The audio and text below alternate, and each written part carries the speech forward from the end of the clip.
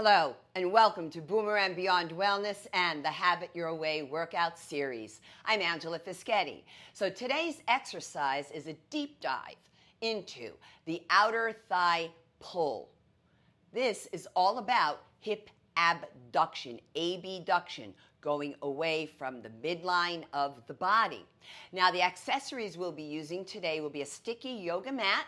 We'll also be using a folded hand towel for those of you who have vertigo, GERD, or medicated or not for hypertension. This exercise will be done on our backs face up. That's called supine. So please put that little lift underneath your heads. And then we'll also be using a booty band, elasticized fabric. And then after the booty band, for those of us a bit more seasoned at the work, I'm going to slide the band up and then wrap those ankle weights on and then slide that booty band back down around those ankle weights.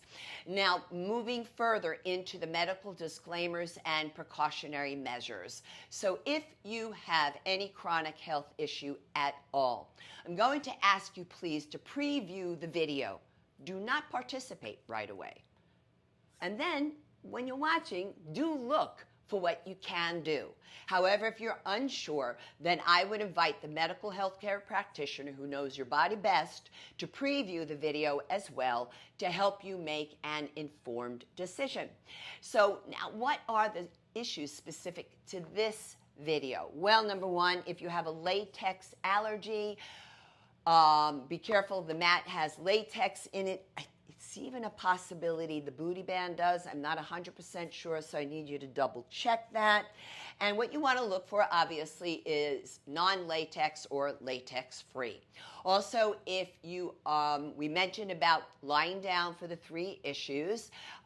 If you have osteoporosis of the hip or you've had a hip replacement, I am working today in a lateral rotation. That's an external rotation, opening the legs. However, you folks may have been told not to do the movement at all. Do be mindful here that the movement is not a huge movement. I'm not going to be asking you to do this.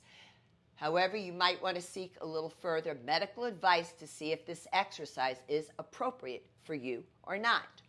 Also, other hip issues like sciatica, piriformis syndrome, hip-related groin issues, FAI, or even compartment syndrome. So all of these can be affected by I think, possibly affected by this exercise. You are the folks that I'm going to ask you to please seek further medical advice. For the rest of us, we're not going to create the problem that we haven't dealt with before or just doesn't exist at all.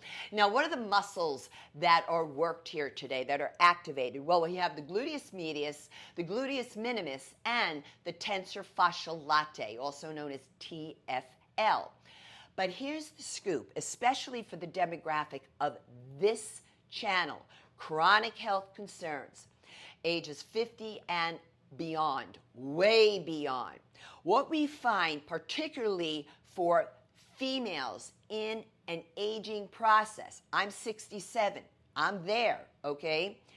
What happens is that pesky TFL, a much smaller muscle right up here at the outside of the hip, much smaller muscle than the gluteus medius. That TFL is battling like crazy to take over in hip abduction work, pushing that gluteus medius aside, thus rendering that gluteus medius a lazy muscle. So we've got to show it some love. So my work as a massage therapist tells me we're going to do the work in a slight lateral external rotation from the hip, because the TFL doesn't do lateral rotation of the hip. and frankly, not much of that gluteus minimus either. So I normally don't like to kick out other muscles from an exercise, but I'm just trying to get into that gluteus medius for those of us dealing with a certain aging process. Okay, now, what are the benefits of hip abduction work? Well, it's certainly beneficial for those who must be in a chair all day long. Maybe that's for health, or a lot of hours due to work. So what happens is when you sit for a long time, those hip adductor muscles, adduction going in, abduction going away from the midline, those inner thighs muscles get tight, and those outer thighs are doing nothing. So definitely work on some hip abduction work. Also, it can affect the, when you don't do hip abduction work, it can negatively affect the lower back and the knees. Now, where it can help the knees and even the hips is hip abduction is showing that it can help reduce the possibility of osteoarthritis in both the knees and the hips. And folks, if you have valgus knee, that's when you stand kind of knock-kneed and even the lower legs go kind of bow-legged sometimes, but not all the time, doing hip abduction work is excellent for valgus knee. It helps with muscular imbalances. This is a great exercise for runners and sprinters. And I'm just going to share with you an anecdotal observation of 35 plus years of doing this work. All right. When I see people working on, females in particular, working on hip abduction work, either standing with side leg raising, okay, unilaterally, one leg at a time, which is what I often like a lot, or side lying on our sides, and again, that elevating and lifting of a side leg raise is more often than not working the TFL, and it's not until later in life that we find this out. And frankly, that's involved in a whole bunch of these medical disclaimers and precautionary measures I mentioned today. So I'm trying to help those of you younger to prevent this, and let's get into that gluteus medius. Okay, I'm off my soapbox. A couple of gentle reminders. Always feel free to stop and rest whenever you need to during your workouts. This is not a workout, but it is a good tip. Also, do keep yourselves properly hydrated with water. However, if you've been medically advised to avoid drinking water due to other conditions like kidney issues or bladder issues, you follow that advice, please.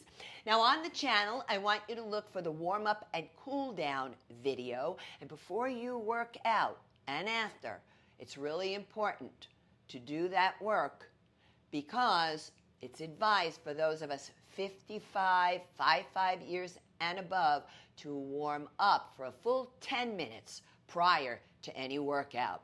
And also on the post tab of the YouTube channel, it used to be known as the community tab. I want you to look there for the link to the RPE chart, rating of perceived exertion chart.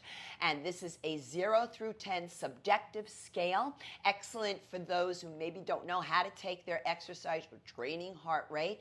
Maybe those who have a pacemaker or on certain medications like beta blockers. The suggested range is between 3 and 6 on that RPE chart. And as always, for every one of the Have It Your Way workout videos that I supplied to the platform, you're going to see there a reference image, a reference article, and if not an article, then a reference study. Now, what are we going to do here today with this outer thigh pull hip abduction exercise? Well, we're going to do one set. Now, typically a set is a group of 8 to 15 repetitions, but we're definitely doing 15 repetitions today. So we're going to do the first 5 repetitions without the equipment. However, I'm going to throw in something here I don't usually do, but I'm going to do it today. Because lying down on your back with the legs up in the air, there's like no sense of resistance. So I'm not only am asking you to apply a sense of your own resistance, but we're going to do a count of 4 to open into hip abduction. Now here's the benefit of no equipment.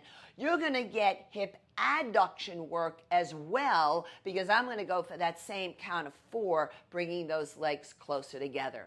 Then we move on to the second round of 5 repetitions. We're going to add that booty band, and then the last 5 repetitions with the ankle weights and the booty band. So I'm going to bring the legs together, shake them out, maybe windshield wiper them, and I'm going to come around here and I'm going to lie down on the back. I'm going to show you 3 ways to come down onto your backs. You can hold on, just lower to 1 elbow at a time, or you can do a reverse abdominal curl, crunch, whatever you want to call it. And then the last way, legs out in front. I want to make sure you have strong abdominals and a strong lower back if you choose this option. Scooting a little forward, and then I'm going to come lying down. We're going to bend the knees. Now I am going to scoot a little closer to my accessories. And just to relax the back for the moment, let's bring the knees to the chest. In yoga, we call this full wind pose, and do a gentle rock from side to side. Now, keeping the ankles, the knees in the same line as your high hip bones, called the iliac crest.